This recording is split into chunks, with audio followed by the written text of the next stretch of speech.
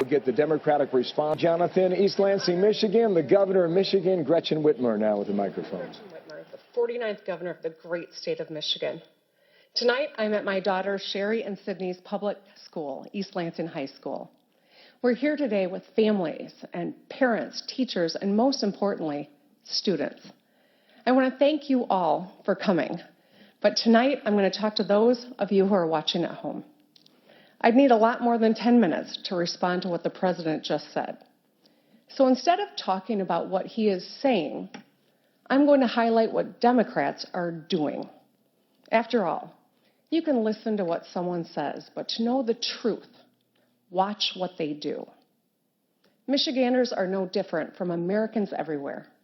We love our families and want a good life today and a better life tomorrow for our kids.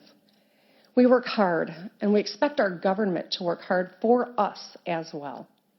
We have grit and value loyalty, and we still root for the Detroit Lions.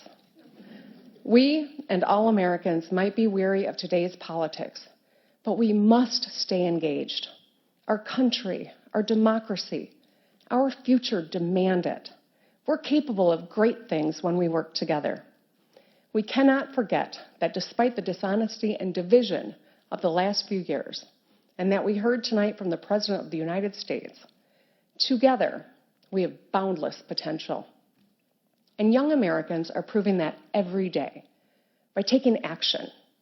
That's what I want to focus on tonight. Monty Scott is 13 years old and lives in Muskegon Heights, Michigan. Monty Street was covered in potholes. They were ankle deep, and he got tired of waiting for them to get fixed. So he grabbed a shovel and a bucket of dirt and filled them in himself. During my campaign, people told me to fix the damn roads because blown tires and broken windshields are downright dangerous. And car repairs take money from rent, child care, or groceries. And we, the Democrats, are doing something about it. In Illinois, Governor J.B. Pritzker passed a multi-billion-dollar plan to rebuild their roads and bridges. Governor Phil Murphy is replacing lead pipes in New Jersey. All across the country, Democratic leaders are rebuilding bridges, fixing roads, expanding broadband, and cleaning up drinking water. Everyone in this country benefits when we invest in infrastructure. Congressional Democrats have presented proposals to keep us moving forward. But President Trump and the Republicans in the Senate are blocking the path. When it comes to infrastructure, Monty has tried to do more with a shovel and a pile of dirt than the Republicans in D.C. have with the Oval Office and the U.S. Senate. Bullying people on Twitter doesn't fix bridges. It burns them. Our energy should be used to solve problems. And it's true for healthcare, too. For me, for so many Americans, healthcare is personal, not political. When I was 30, I became a member of the sandwich generation. That means I was sandwiched between two generations of my own family for whom I was the primary caregiver. I was holding down a new job, caring for my newborn daughter, as well as my mom at the end of her brain cancer battle. I was up all night with a baby, and during the day, I had to fight my mom's insurance company when they wrongly denied her coverage for chemotherapy. It was hard. It exposed the harsh realities of our workplaces, our healthcare system, and our child care system. And it changed me. I lost patience for people who are just talk and no action. So as a state senator, I worked with a Republican governor and legislature to expand healthcare coverage to more than 680,000 Michiganders under the Affordable Care Act. Today, Democrats from Maine to Montana are expanding coverage and lowering costs. In Kansas, Governor Laura Kelly is working across the aisle to bring Medicaid coverage to tens of thousands. In New Mexico, Governor Michelle Lujan Grisham enshrined ACA protections into law. Every Democrat running for president has a plan to expand health care for all Americans. Every one of them has supported the Affordable Care Act with coverage for people with pre-existing conditions. They may have different plans, but the goal is the same. President Trump, sadly, has a different plan. He's asking the courts to rip those life-saving protections away. It's pretty simple. Democrats are trying to make your health care better. Republicans in Washington are trying to take it away.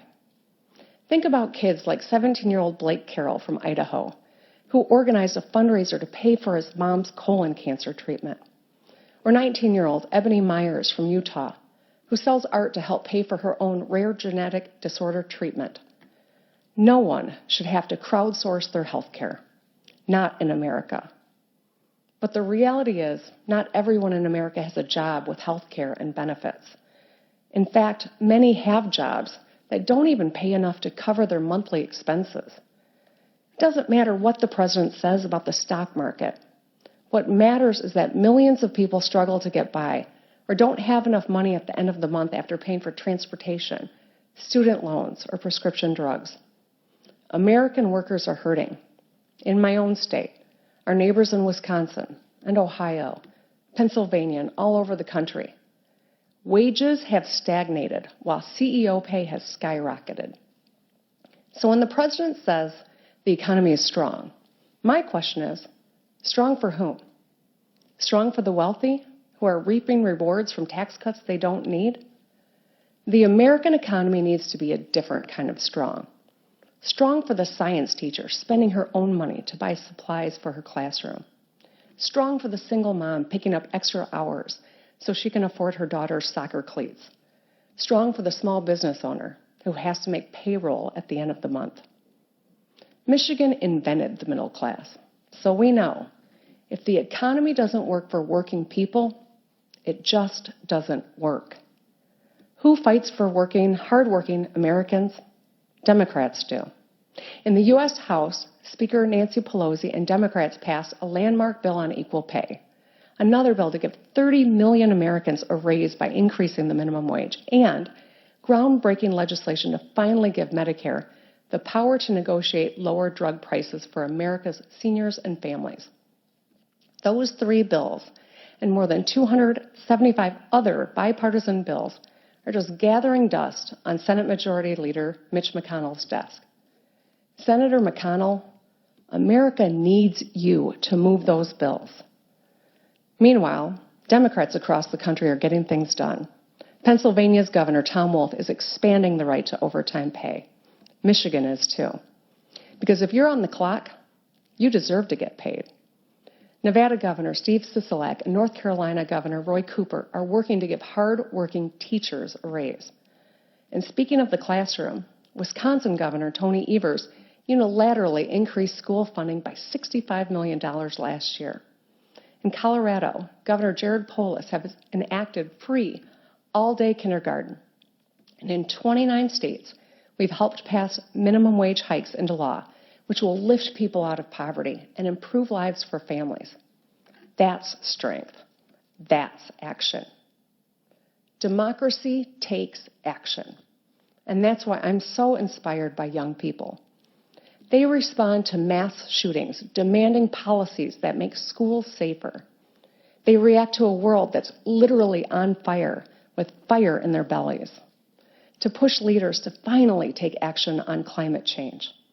They take on a road filled with potholes with a shovel and some dirt.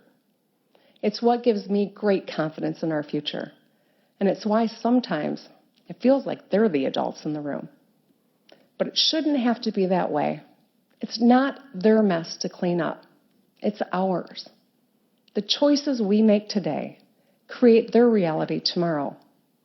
Young people, I'm talking to you and your parents and grandparents.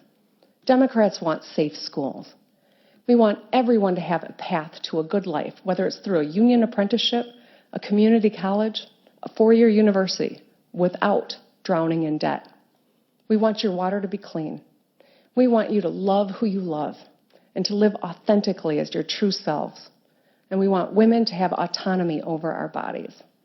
We want our country welcoming, and everyone's vote counted. 2020 is a big year.